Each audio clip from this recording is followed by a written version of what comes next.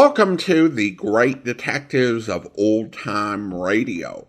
From Orlando, Florida, this is your host, Adam Graham. In a moment, we're going to bring you this week's episode of Mr. and Mrs. North. I do want to encourage you, if you are enjoying the podcast, to please follow us using your favorite podcast software.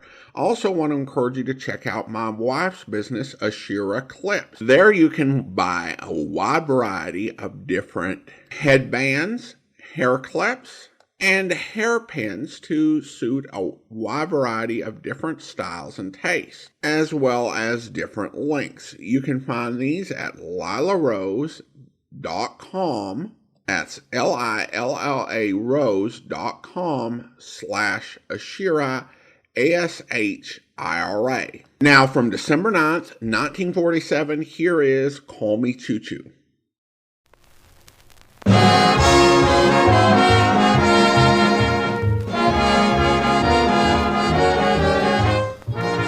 The Colgate-Palmolive Peet Company, makers of Halo shampoo to glorify your hair and Colgate tooth powder to get teeth sparkling and super clean, bring you Mr. and Mrs. North, starring Joseph Curtin and Alice Frost.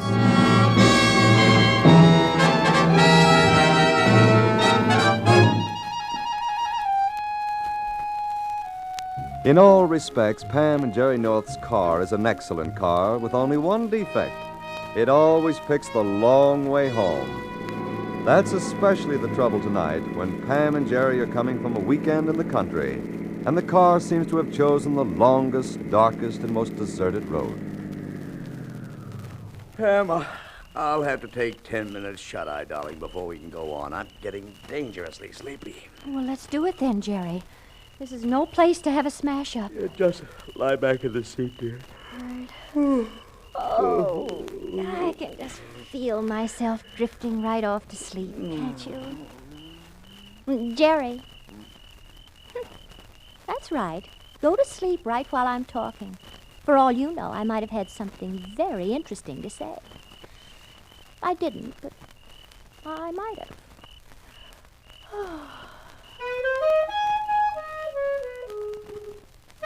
Jerry. What? Listen. Somebody's playing a musical instrument, and way out in the country. He's good, too. Where's it coming from? I don't see any houses. I wonder... Look, there, by the side of the road. A man playing a clarinet and coming toward us. He's seen us. Hey, come with me. Come with me, this way. Why, what's the matter? Just behind those trees. Come and see. What's there? A tree got in the way of my car. Oh, an accident. Anybody hurt? A girl, and a tree killed her. She's dead. Please come and help me. Right away. Where's your car? Over here, behind these trees, see? Holy... You really smashed up. The girl's in the seat. Help me, will you? Jerry, you look and see. Right. Say, there's no girl in your car, alive or dead. What? Well, she was here a minute ago. Are you sure? Could you kill a girl and not know it? We better look around for her, hadn't we? Jerry, our car's starting up. Hey, stop! Stop! That was the girl who took your car. But you said she was dead. That's right, she was dead. She isn't now. Stop! Come back! That's our car! Which way did she go? Well, that way, didn't you see? Jerry, here's a brand new man. What? Oh. Who are you? Where'd you pop from? I've been right here with you all the time. I didn't see you. Oh, but I guess it's so dark. Sure. That's why you didn't see him. It's so dark. Lady, you said the girl drove your car toward New York? Well, you were right here, too, you said. You must have seen the car go. Only he didn't, lady. It's so dark. Let's not argue about it. If she drove toward New York, I know exactly where she's going. Get in. Get in what? My car, it's right here. Come on. I didn't see any other car here. Of course you didn't. It's so dark. My car's been here right along. What's the matter with you anyway? Now, all of you, get in and we'll go to town.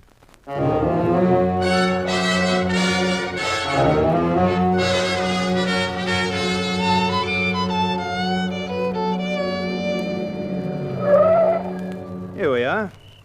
Made it fast, didn't we? If you ask me, we made it in no time. Oh, it's too dark here. I'm going inside where it's dark. What place is this? It's a pretty gloomy-looking house. This is where the girl came. It's where we all live. So long. So long? What about our car? And the girl who was dead but isn't? What dead girl? What are you talking about? The girl in your car in the wreck. Oh, only she wasn't there, and then she stole our car. Lady, you're all mixed up. Sure, it's so dark. Well, so long. Me too, so long. Wait. If you're going inside and you think the girl's in there, we're going in, too. Oh, no, you're not. Murder goes on in that house, and you're not allowed. But the girl's got our car in there. Nothing doing. It's dark in that house, and if you go in, you'll get killed. So long. He's gone. I never saw people move so fast. Jerry, we've got to find out what happened to our car. The only way we can do that is to get into that house.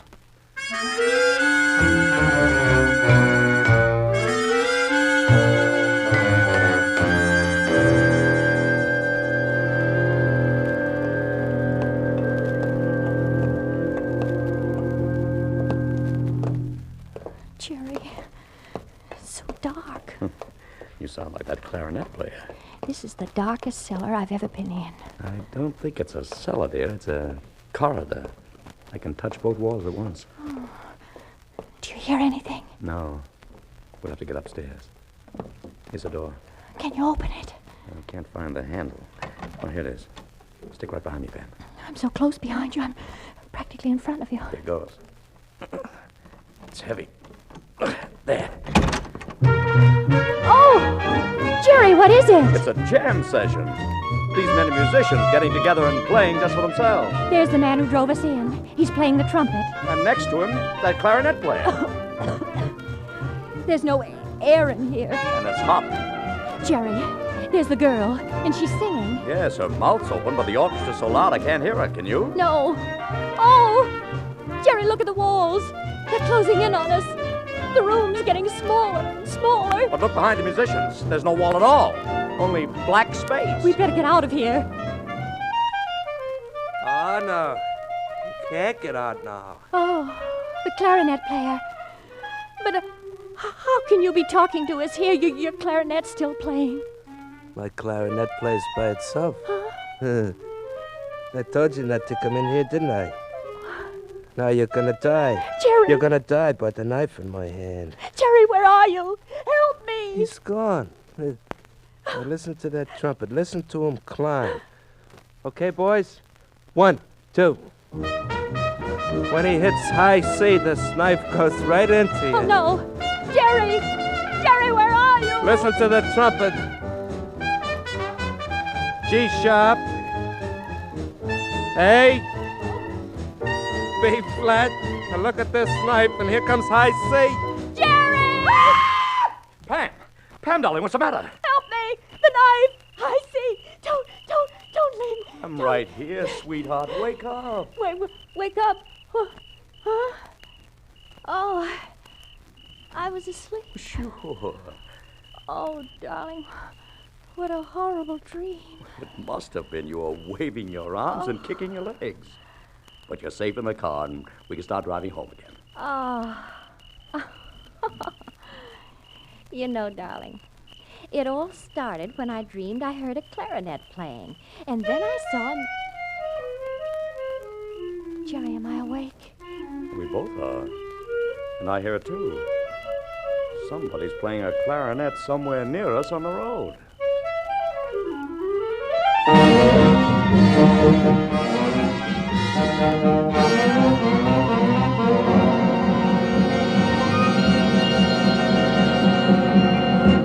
Yes, Pam and Jerry are awake now, but it's still pretty dreamlike to hear a clarinet in the country on a dark, dark road. Halo, everybody, halo. Halo is the shampoo that glorifies your hair, so halo, everybody, halo. Use Halo shampoo if you want naturally bright and beautiful hair. Remember, even finest soaps and soap shampoos hide the natural luster of your hair with dulling soap film. But Halo contains no soap, therefore cannot leave dulling soap film. The first time you use Halo, your hair glistens in all its natural brilliance. The natural color and luster shine through like sunshine through a clean window pane. And remember, even in hardest water, Halo makes oceans of rich, fragrant lather.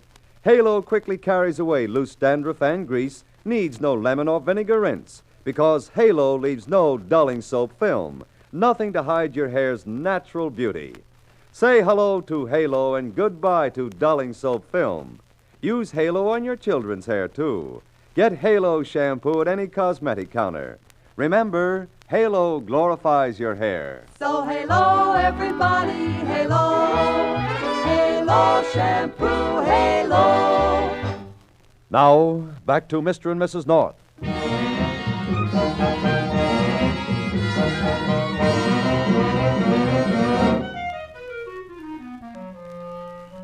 Jerry, we've got to see what it is. I know what it is, darling. A clarinet being played on a dark road on a dark night. The point is, why? It's coming from behind those trees. We'll see in a minute. Now it's going away, Jerry. Yeah. Maybe drawing us after it, like the Pied Piper of Hamelin. I'm right. Look at that car against the tree. It's pretty badly smashed. Someone may be hurt. Maybe it's a girl. Oh, but she isn't there now. What makes you say that? That's the way it was in my dream. He's there. Yes, there's a girl. She's there. Oh, but she's not dead, is she? She's alive, Pam. Oh, somehow I knew she would be. Loopy, you gotta take me back. You've gotta, Loopy, or I'll... Oh, who are you? We found you here in the wrecked car, miss. Are you badly hurt? No, I just hit my head, I guess. Here, let me help you out. Thanks. Where's Loopy? The man who was playing the clarinet? We heard him, but we haven't seen him. Good. You got a car? Could you take me back into the city with you? We'll be glad to. And you ought to see a doctor. How'd the crash happen? Loopy tried to get me to run away with him, and when I caught on, he wouldn't turn back. I crashed the car on purpose. Loopy's the greatest hot clarinet in this world, or out of it. I'm Mona Tremont. I guess we ought to know who you are, but... I'm a hot singer. They call me the Scat Girl. I guess you don't get around. No. But shouldn't we try to find Loopy? I don't want to find him. I don't want to get back to the city. Hey, wait a second. Here's another car. It's Eddie. Eddie, darling. Mona, baby. You okay? Eddie, I'm so glad you got here. Now you can take me back into town. You bet, honey, and I want to get my hands on Loopy. Loopy doesn't seem to be around here anymore. Excuse me, folks. This is Eddie Rayburn, a hot trumpet if there ever was one. We're Mr. and Mrs. North. Hi. And as you're in good hands, Mr. Mont, we'll be getting back to our car. Wait a minute. What? Eddie. Huh? Something's been stolen from my handbag. You know what it is? You bet. And so do you. Oh, maybe that was Loopy's doing. That guy must be around here someplace. Jerry, our car's starting. Hey, wait! That's Loopy taking it. Got a gun, mister? No. Look out! How do you like that? Oh, Eddie, you know where he's going, don't you? Yeah. But how do you know I know? I wish I didn't. Won't you take us with you in your car? Okay, hop in.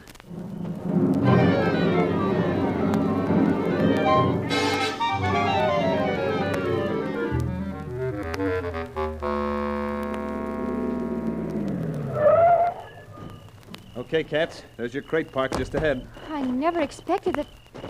Jerry, we've got the car back. I hope it's all in one piece. Anyway, thanks very much for the lift, Eddie.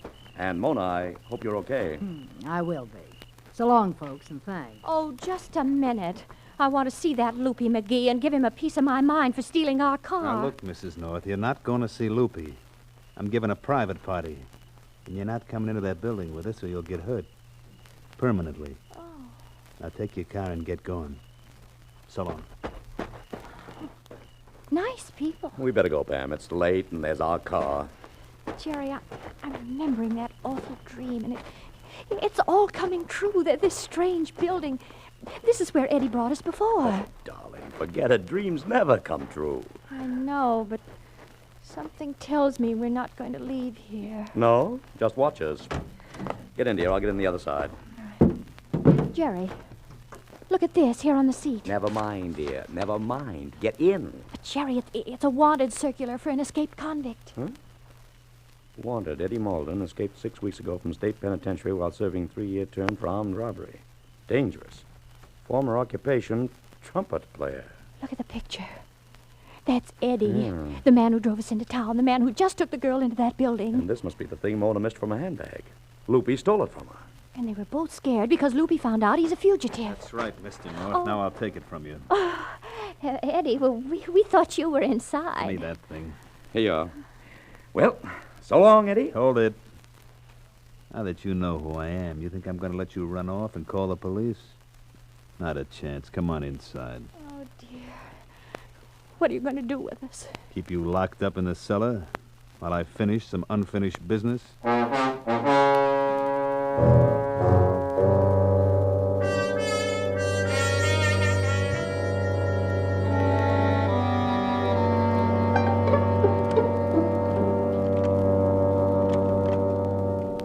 Just a second, Pam. The door's opening. Don't make any noise, Jerry. Not if I can help it.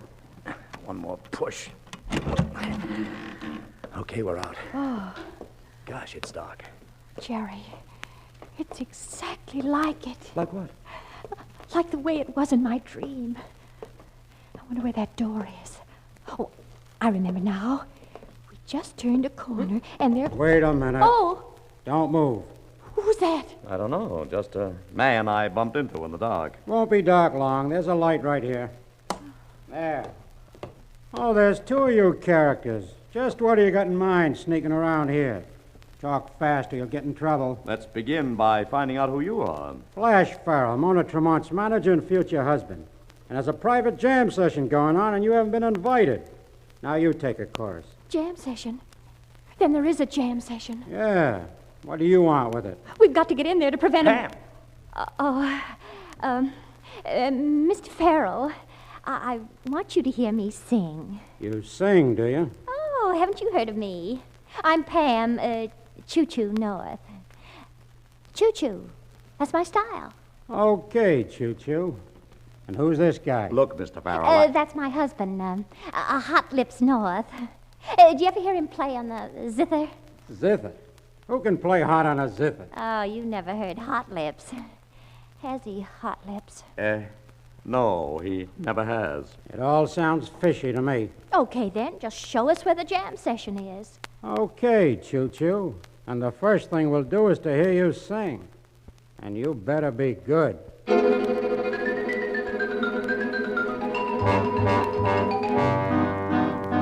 Bongo, bongo, bongo, I don't want to leave the Congo, so I think I'll stay where I am. Choo, civilization, I'll stay right here. Choo. Okay, Choo, you're not so bad. She's okay, isn't she, boys? Not bad. Oh, I'm so glad you liked it, Mr. Farrell. Jerry, the way it was before, Loopy had a knife. See if he has one now. All right, I'll be right back. Hey, North. Yeah? Who let you out, Farrell? No. We let ourselves out and met him in the corridor. Now, look, North.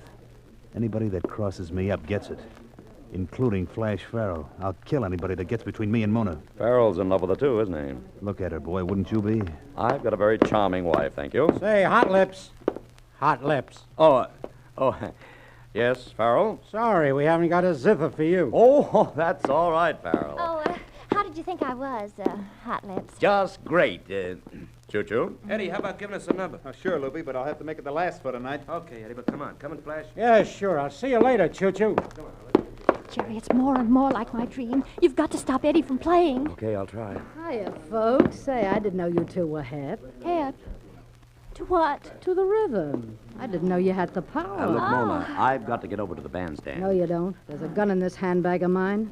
Make like you're just chatting so nobody gets leery. What's the matter? I saw Eddie talking to you. What'd he tell you? He said he'd kill anybody that came between you and him. That means Loopy, because he knows about Eddie. Does Farrell know about Eddie, too? No, he doesn't. What are you two going to do? We don't know. I'll tell you what to do. Nothing. Just you two keep your trap shut or you'll have bad trouble with me. We can't let him commit murder. Oh. Hey, folks, shut up, will you? Eddie's gonna rip out with a little lip. All set, Eddie? Take it high. It's going right out the roof. Okay? 1, 2. Jerry. Yes, darling. The dream. What? The trumpet was playing and Loopy started to come at me with a knife. The trumpet went higher and higher like he's doing now. Pam, you're imagining things. Nothing can happen now that he's playing. A flat. A. B flat. It's getting closer. Jerry, do something. I told you, Jerry. What's the matter with him? Here, let me see. Jerry, is he... Yes. Eddie Malden is dead.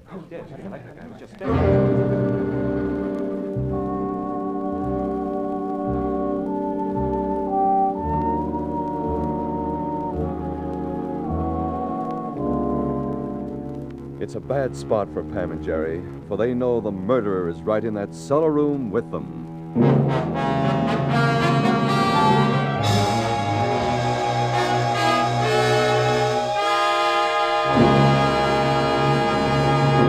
The last word on cleaning teeth is your dentist. Yes, the last word on cleaning teeth is your dentist. And over 4,000 dentists in a nationwide survey said Colgate tooth powder with the 2-minute routine gets teeth sparkling and super clean. Yes, dentists say Colgate tooth powder with the 2-minute routine gets teeth sparkling and super clean. So to get your teeth sparkling and super clean, to show their full natural sparkle, start today with Colgate tooth powder and this 2-minute routine. 1.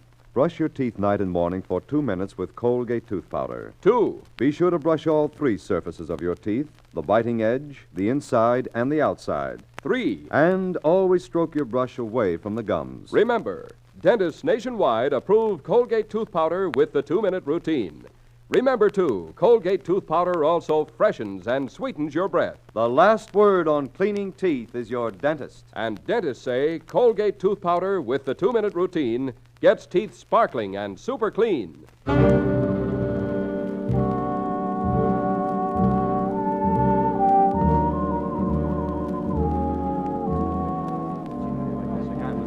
It looks like he's been poisoned. Eddie, my Eddie. Okay, which one of you did it? I've got a gun in this bag that's ready for him. Mona, wait. You'll only get yourself in trouble. Listen to what the guy says, Mona. Unless you don't care if you shoot, Mona. I care, all right. I want to get the guy that did it. Mona, you're awful sure it was one of us. That's what I was thinking, Mr. Farrell.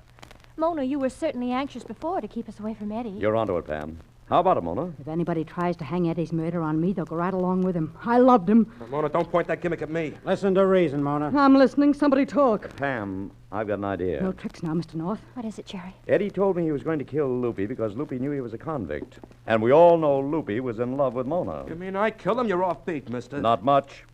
You killed him to get a free hand with Mona. Okay, Loopy. This looks like the last chorus for you. Jerry, wait. That doesn't make sense. Now you're in the groove, Mrs. North. Oh, but it does make sense. Good sense. Sure, Loopy killed him. He hated Eddie. Don't you move, Farrell. Don't any of you forget this gun. I'm not forgetting it. But you listen, Mona. You yourself told us that Farrell didn't know that Eddie was an escaped convict. That's right. What are you getting at, Pam? Well, Loopy didn't have to murder Eddie to get him out of the way. He knew Eddie was an escaped convict, and so all he had to do was report him to the police. But Flash, you didn't know that. And so to get Mona away from him, you thought you had to kill him. That's a lie. Farrell, you're going after Eddie. Don't shoot, Mona. Grab him, Loopy. I got him. Me too. Nice going, Mrs. North. You sure got the power. Oh, just call me Choo Choo.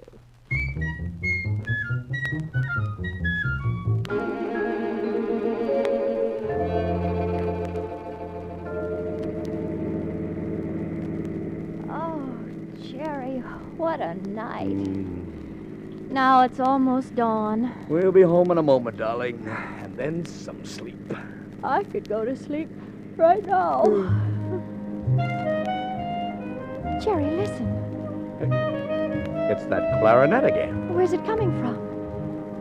Am I dreaming? And Or so am I once awake? again, the Early Risers Club greets you with music to put you in tune for the day. Oh, a disc jockey on the car radio. And we start as usual with our theme, a recording by Loopy McGee and his clarinet. Want to hear it, dear? I do not. Take me home and let me sleep and never dream again.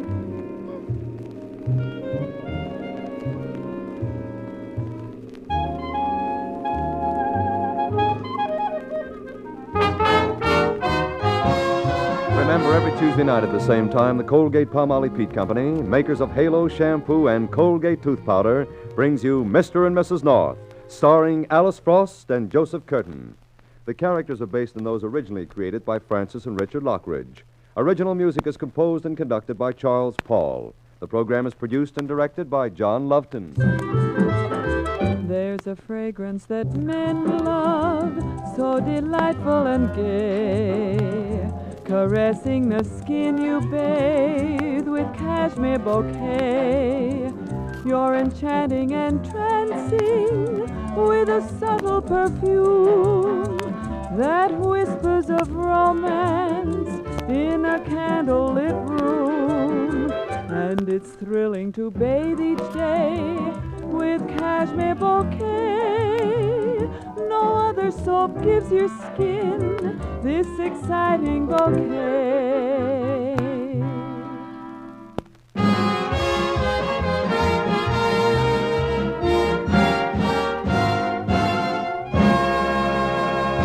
Be sure you join us again next Tuesday when the Norths are pigeonholed by a pigeon, chased by a pair of lovebirds on the wing, and caught by a murderer who has flown the coop. This is Charles Stark speaking.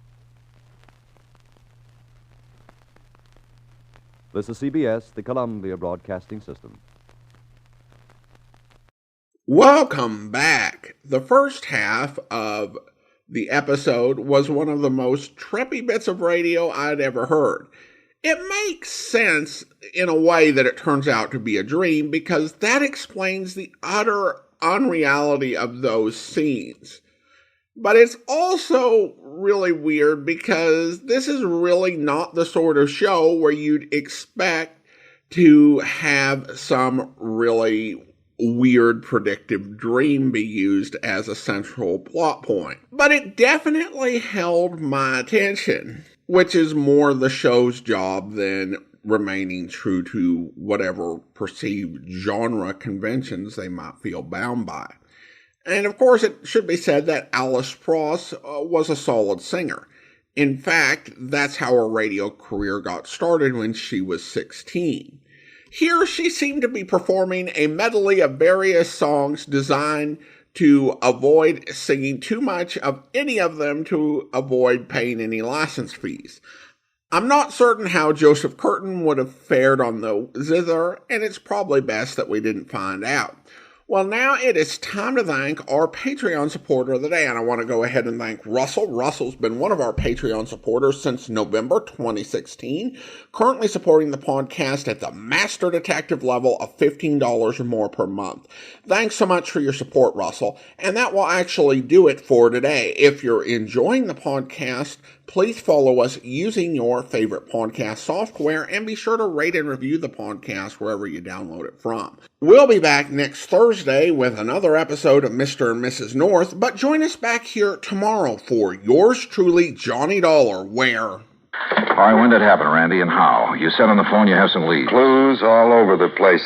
They all point toward one person. Oh. Toward the one person known to have been with her at about the time the coroner says she was killed. How was she killed? Struggle. Fell and struck her head on the base of the fireplace. Cigarette, Johnny? Oh, yeah, thanks. Incidentally, so far I've been able to keep this thing out of the papers. Oh, hey, give me a light, will you? I seem to have forgotten my lighter. Yeah, you have. Here. Thanks. Now, the coroner says she was killed Sunday night, late. What? By somebody who must have spent several hours with her. You said late Sunday night. That's a... Go on, Johnny. Hey, look, stop snapping that lighter and... Wait a minute, where'd you get that? According to all the evidence, it was left behind by whoever murdered Mary Grace Marshall. Here. Look familiar? Are you crazy? This lighter is mine. Yeah, Johnny. I know. I hope you'll be with us then. In the meantime, send your comments to box13@greatdetectives.net. Follow us on Twitter at Radio Detectives and check us out on Instagram, instagram.com/greatdetectives. From Boise, Idaho, this is your host, Adam Graham, signing off.